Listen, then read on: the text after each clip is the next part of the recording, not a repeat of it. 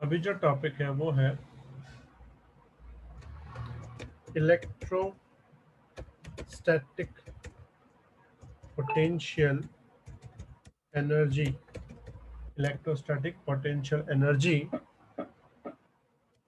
Of electric dipole in uniform electric field. हमें electrostatic potential energy देखनी है, वो भी डायपोल की, वो भी किसमें? यूनिफॉर्म इलेक्ट्रिक फील्ड में। हमने यूनिफॉर्म इलेक्ट्रिक फील्ड पहले भी पढ़ा है, जिसमें लाइनें इक्वल डिस्टेंस पे होती हैं और एक दूसरे के पैरेलल होती हैं। उसे नाम क्या देते हैं हम? Uniform electric field. याद है सबको बेटा? ये क्लियर? Yes sir. अब हाँ समझो, सर। हम लोग एक डायपोल प्लेस कर रहे हैं। दो चार्ज है, यहाँ है माइनस क्यू चार्ज, यहाँ है प्लस क्यू चार्ज, और ये है एक्स और वाई एक्सिस।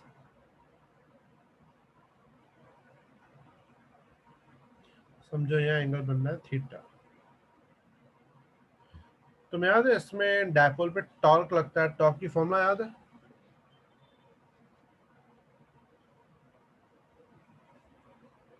चैप्टर 1 में डिराइव की थी, torque on dipole in uniform electric field. देखो तो कौन सी फॉर्मूला थी?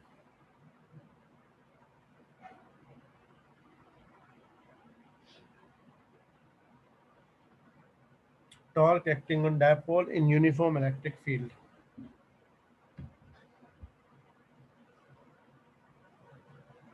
ई साइन थीटा। Very good. हमने फॉर्मूला डिराइव की थी, tau is equal to P cross E. या वैल्यू में हमने इसको लिखा था, टाउ is equal to P E sine theta. Clear? अब पूरा ध्यान, as shown in figure, consider an electric dipole is placed in an uniform electric field, makes an angle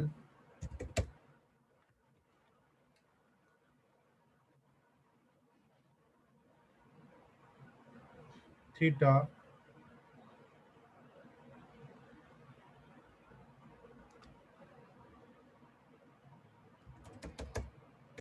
with the direction of dipole moment.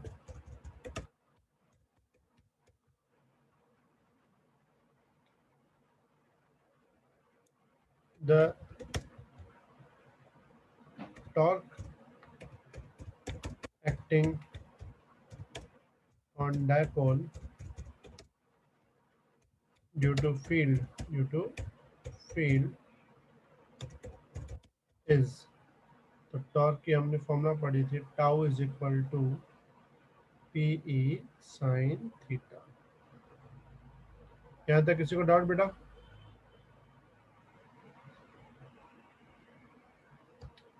बेटा किसी को doubt यहाँ तक? No sir. No sir. Now the work done to rotate the dipole from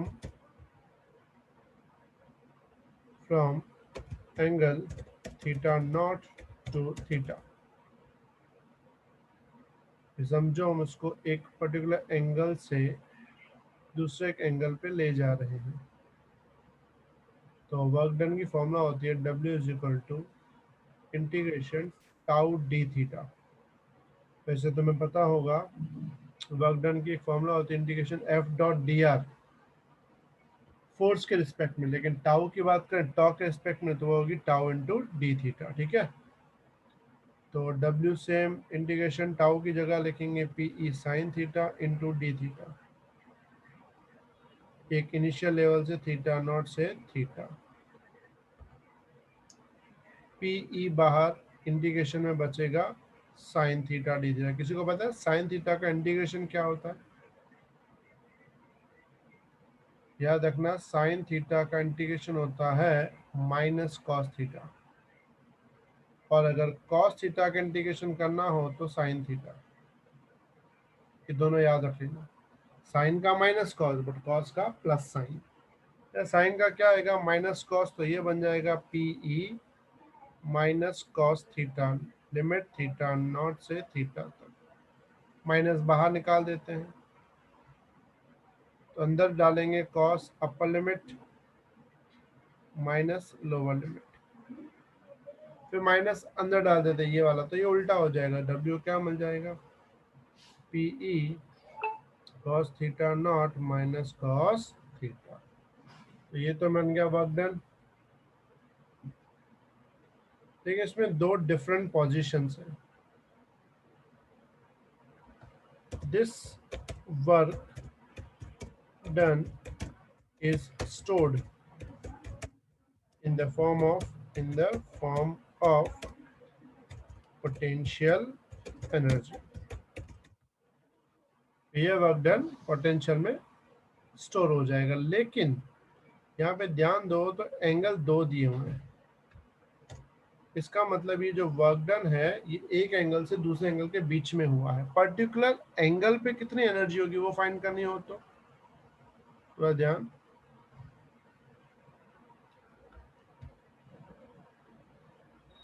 to find energy at particular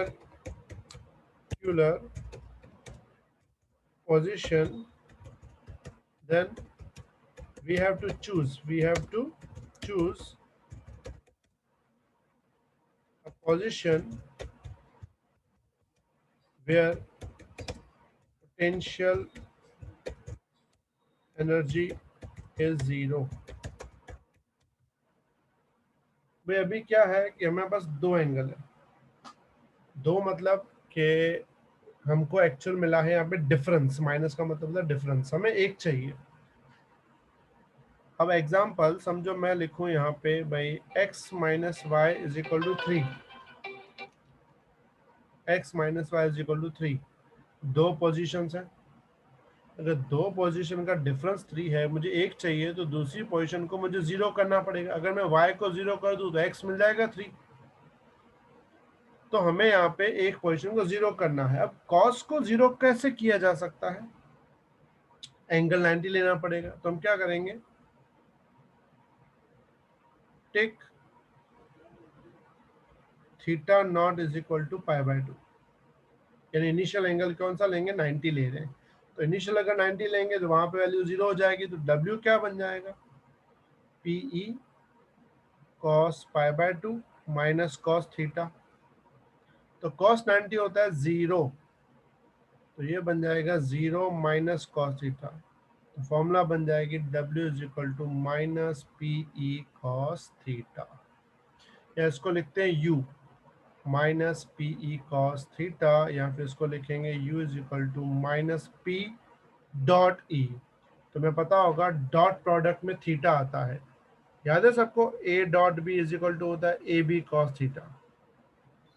yes sir. Yes same P cos करके P dot E, मतलब dipole की किसी particular angle पे जो energy मिलेगी वो क्या मिलेगी माइनस पी डॉट ई, क्योंकि जो W मिला था ना ये एक्चुअल क्या था, दो एंगल के बीच का डिफरेंस है ये, थीटा नॉट और थीटा।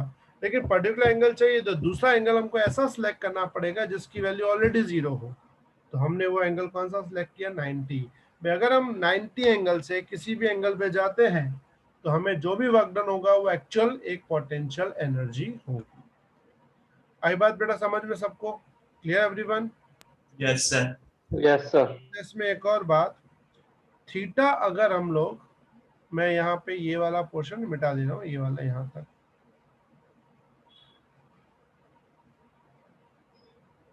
ये मैं इसको एक लाइन डाल देता हूँ, थोड़ा ध्यान। इफ थीटा इक्वल्स टू 0, अगर थीटा 0 डालते हैं तो यू क्या मिलेगा, cos 0, तो यू मिलेगा माइनस पीई। तो जब u माइनस पी होता है ना, तो उसको बोलते हैं मिनिमम एनर्जी, मैक्सिमम स्टेबिलिटी। ये बात याद रखना, अगर थीटा 0 है, एनर्जी माइनस में आती है, तो एनर्जी मिनिमम, स्टेबिलिटी मैक्सिमम। लेकिन अगर इफ थीटा 180 हुआ, तो तुम्हें पता है कॉस 180 क्या होता है,